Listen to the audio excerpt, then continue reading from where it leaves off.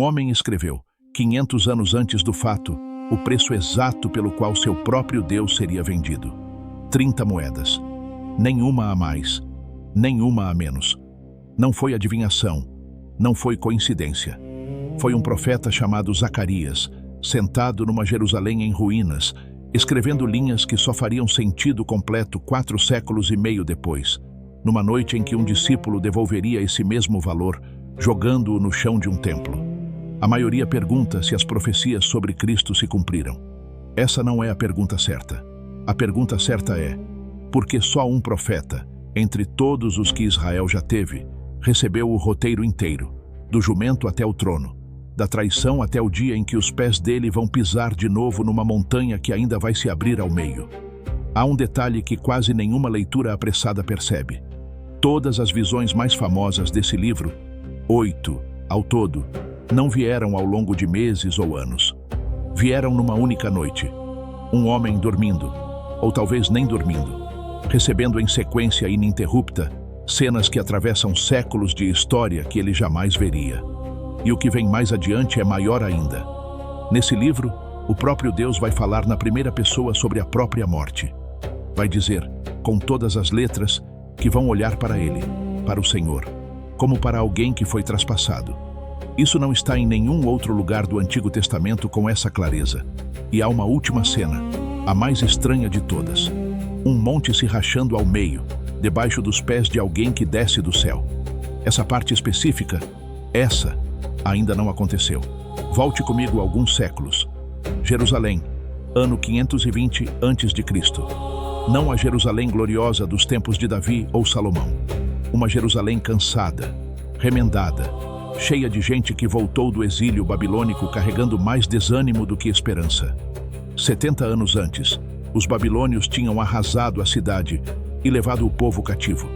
Depois, quando os persas tomaram o poder, um rei chamado Ciro assinou um decreto permitindo que os judeus voltassem para casa. Cerca de 50.000 aproveitaram a chance. Puseram os pés de novo na terra prometida, lançaram os alicerces de um novo templo e então pararam. Os vizinhos samaritanos não gostaram da ideia de reconstrução e conseguiram, junto ao governo persa, uma ordem para interromper a obra. O que era para durar alguns meses durou quase 14 anos. Não por falta de mão de obra, por falta de fé. O povo tinha voltado para casa, mas não tinha voltado de coração. Foi nesse cenário. Obra parada, moral baixa. Um povo achando que os obstáculos provavam que Deus tinha desistido deles. Que 2 profetas foram levantados quase ao mesmo tempo. Ageu primeiro. Depois, 2 meses mais tarde, um homem mais jovem de família sacerdotal, chamado Zacarias. O nome dele, em hebraico, significa "O Senhor se lembra". E é irônico, porque a primeira coisa que ele faz é lembrar o povo do que os pais deles esqueceram. A abertura do livro não tem rodeios. Deus está irado. E o texto usa uma expressão forte, quase incomum, para descrever esse aborrecimento. Não é raiva por causa do templo parado. É algo mais fundo. A constatação de que voltar fisicamente do exílio não bastava. Era possível estar de volta na terra e continuar tão longe do coração de Deus quanto na Babilônia. Não sejam como seus pais, diz o profeta. E então, faz uma pergunta que corta. Onde estão os pais de vocês agora? E onde estão os profetas que os avisaram? Foram-se todos. Só ficaram as palavras. E essas palavras se cumpriram ao pé da letra.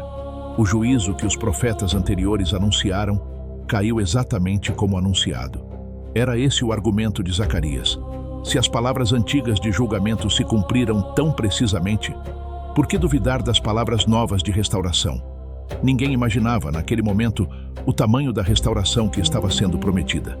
3 meses depois desse primeiro discurso, numa única noite, 24 dias do 11º mês, o profeta recebe a sequência de visões que vai formar o coração do livro.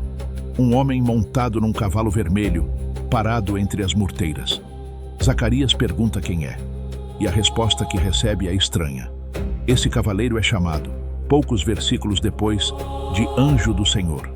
E ao longo de todo o Antigo Testamento, esse título específico não se refere a um anjo comum.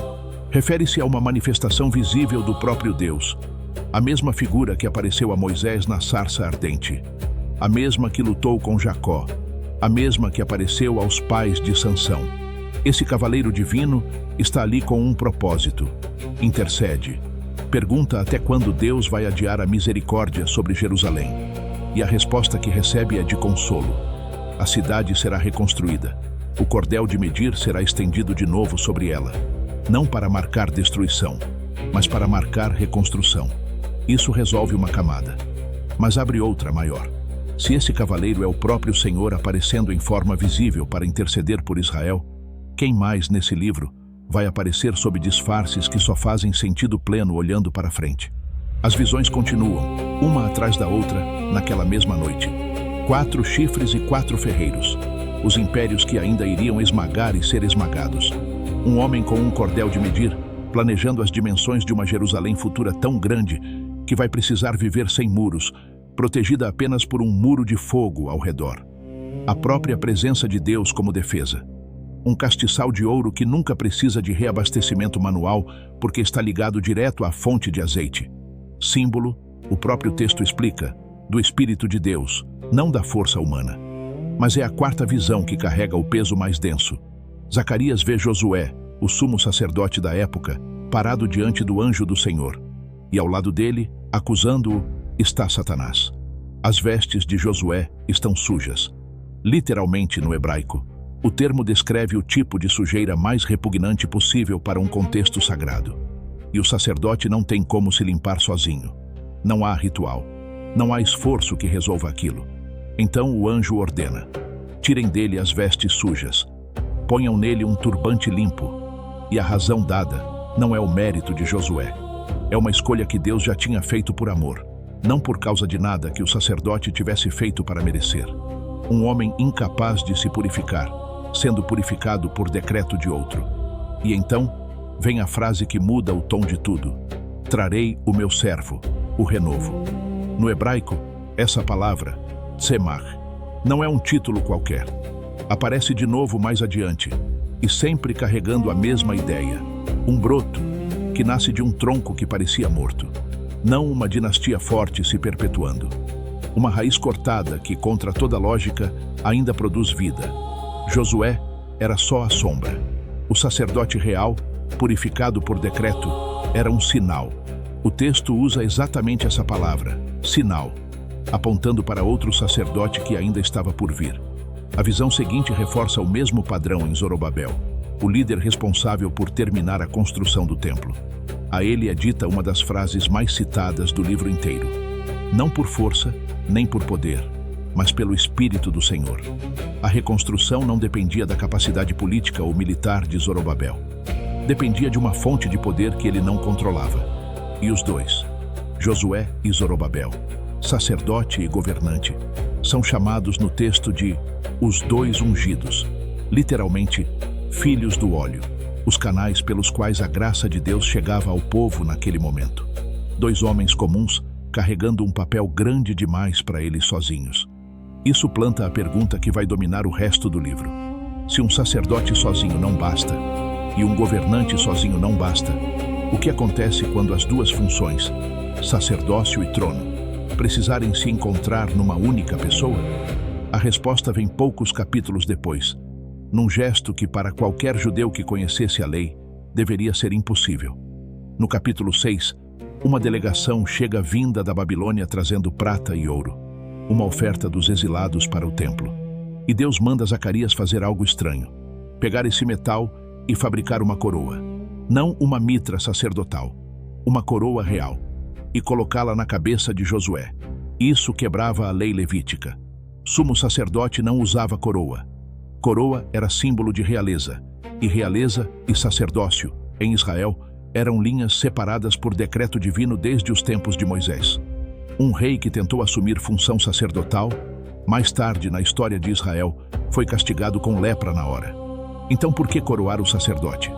Porque, como o próprio texto explica, aquilo não era sobre Josué. Eis o homem cujo nome é Renovo. Ele será sacerdote no seu trono. Um único indivíduo, rei e sacerdote ao mesmo tempo, algo que a lei mosaica proibia para qualquer ser humano comum. porque não estava sendo escrito sobre um ser humano comum. Passe agora 400 anos. Os capítulos finais do livro de Zacarias tratam de acontecimentos tão distantes do profeta que ele provavelmente os escreveu numa fase bem mais tardia da vida. E é aqui que a precisão do texto começa a incomodar qualquer leitor honesto. O capítulo 9 abre descrevendo, com detalhes geográficos exatos, a conquista de cidades como Damasco, Tiro e as cidades filisteias, uma sequência de vitórias militares que só aconteceria, historicamente, 2 séculos mais tarde, sob Alexandre, o Grande. Tiro, uma fortaleza numa ilha que nenhum exército anterior conseguira derrubar, cai justamente pelo método que Alexandre usou: construir um molhe de pedras até a ilha e queimar a cidade até os alicerces. E logo depois dessa sequência de conquista militar, o texto muda de tom de forma abrupta. Eis que te vem o teu rei, não um conquistador. Um rei vindo montado, não num cavalo de guerra, mas num jumentinho, o animal ligado, em toda a cultura da época, à paz, não à batalha. Esse único versículo, escrito por volta de 520 a.C., descreveria com exatidão a cena registrada nos evangelhos quando Jesus entra em Jerusalém montado num jumento, enquanto o povo estende mantos no caminho. 400 anos de distância entre a palavra escrita e o dia em que ela ganhou pés e poeira nas estradas. Mas o mesmo capítulo que descreve a entrada triunfal também guarda, 2 capítulos depois, a cena mais dura do livro inteiro. No capítulo 11, Zacarias assume dramaticamente o papel de um pastor cuidando de um rebanho destinado à morte. Ovelhas maltratadas por quem devia protegê-las.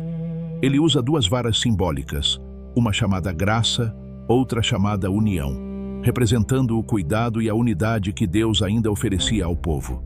E então, num gesto de provocação profética, o pastor pede o próprio salário pelo trabalho feito, sem forçar ninguém. Apenas, se acham que valeu a pena, paguem o que acharem justo. A resposta vem em 30 moedas de prata. Esse valor não era escolhido ao acaso pelo texto. Era, segundo a lei de Êxodo, o preço estabelecido para indenizar o dono de um escravo morto por um boi. O preço de um servo sem valor.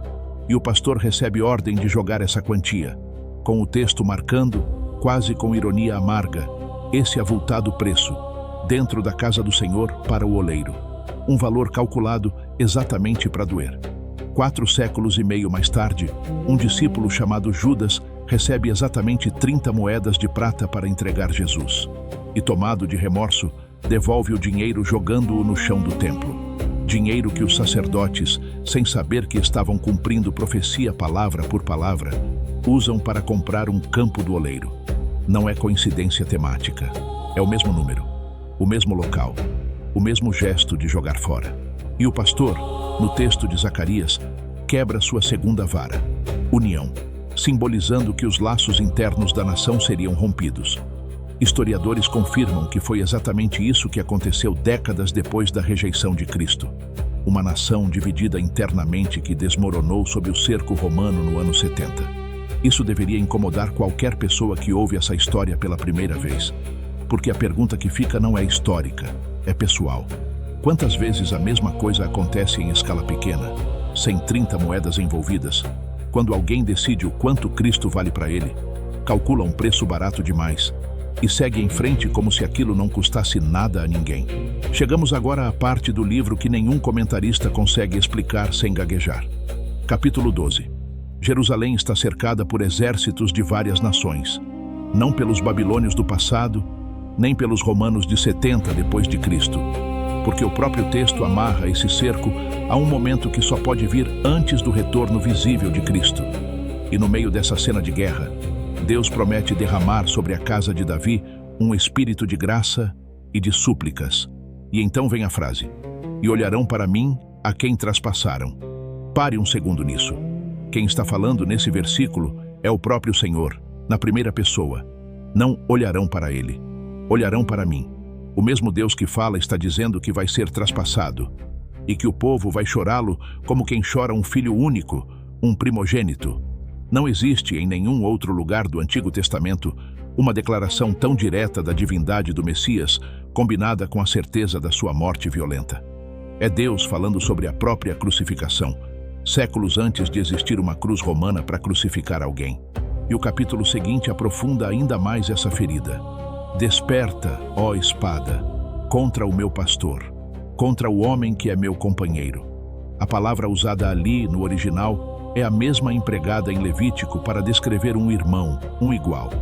Deus chamando o pastor ferido de seu igual, sua contraparte, seu equivalente em natureza. Nenhuma outra passagem do Antigo Testamento chega tão perto de declarar, sem margem para outra leitura, que o Messias compartilha da própria essência divina. E é o próprio Pai quem ordena o golpe. A espada acorda contra o pastor por mandato de Deus. A cruz vista, aqui, não como acidente da história, mas como decisão deliberada do céu. Os evangelhos vão citar exatamente essa passagem na noite em que Jesus é preso. O momento em que os discípulos se dispersam, apavorados, cumprindo ao pé da letra a imagem de ovelhas espalhadas quando o pastor é ferido. Duas partes dessa profecia estão cumpridas. A entrada humilde, cumprida. A traição por 30 moedas, cumprida. O pastor ferido e o rebanho disperso, cumprido. Mas existe uma última cena, e essa ainda está aberta. Capítulo 14. As nações estão de novo reunidas contra Jerusalém, a cidade já tomada. Os despojos sendo divididos no meio dela. O cenário mais sombrio que Zacarias já descreveu. E então, no momento em que tudo parece perdido, sairá o Senhor. Naquele dia, estarão os seus pés sobre o Monte das Oliveiras, e o monte se fenderá pelo meio. Não é uma figura de linguagem sobre triunfo espiritual. É geografia real. Um monte específico, a leste de Jerusalém, descrito abrindo-se fisicamente sob os pés de alguém que desce visivelmente. O mesmo monte de onde, segundo os relatos do Novo Testamento, Jesus subiu ao céu, com a promessa de que voltaria da mesma maneira que partiu. Essa cena, os pés sobre o monte se abrindo, o Senhor chegando com todos os seus santos, ainda não aconteceu. Não há registro histórico de nenhum evento assim. E é exatamente por isso que ela carrega um peso diferente das outras. Enquanto a entrada em Jerusalém e a traição já são fatos consumados que qualquer historiador pode conferir, essa última cena continua, até hoje, como uma promessa em aberto. A mesma pena que escreveu 30 moedas com exatidão, também escreveu um monte se abrindo, e não tem por que confiar numa palavra e duvidar da outra. Existe algo perturbador e, ao mesmo tempo, profundamente firme em olhar para esse livro inteiro de uma vez. Um profeta, escrevendo numa cidade em ruínas, para um povo cansado demais para acreditar que a reconstrução valia a pena, recebeu autorização para enxergar além do seu próprio tempo, para ver um rei entrando humilde, um pastor sendo vendido por uma ninharia calculada, um companheiro divino sendo ferido por ordem do próprio Pai, e, por fim, um monte se abrindo sob pés que ainda vão pisar de novo essa terra. As partes que já se cumpriram não deixam espaço para acaso. E é justamente por isso que a parte que ainda não se cumpriu merece ser levada tão a sério quanto as outras. Se você chegou até aqui e sentiu o peso dessa sequência, conta para mim nos comentários. Quero saber qual desses detalhes mexeu mais com você. E se essa jornada pelas Escrituras faz sentido para sua vida, fica aqui com a gente, porque tem muita coisa boa ainda por vir. Fico feliz por você ter caminhado comigo por esse texto até o fim. A história de Zacarias termina com uma promessa que ainda está de pé, esperando o dia em que vai deixar de ser profecia e virar, mais uma vez, fato consumado.